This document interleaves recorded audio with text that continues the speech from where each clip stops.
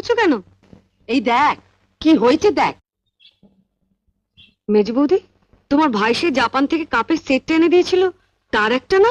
তবে না তো কি, এমন কাপ এই বাড়িতে বাপের জমে কেউ চোখে দেখেছে? মা, কাপটা ভাঙলো কি করে? ও তো বলছে ওর ছেলে নাকি ওকে ধাক্কা মেরেছে, তাই হাত থেকে পড়ে গেছে। রাখো তো, সব বানানো কথা। কাল যখন মেজ বৌদির ভাই কাপগুলো প্যাকেট থেকে বের করে টেবিলের উপর রাখছিল, তখন বড় বৌদি এমন করে তাকাচ্ছিল যেন পারলে তখনই কাপগুলো আছাড় মেরে ভেঙে ফেলে। কি মা, এটা বাজার না বাড়ি? এত চেঁচামেচি কিসে?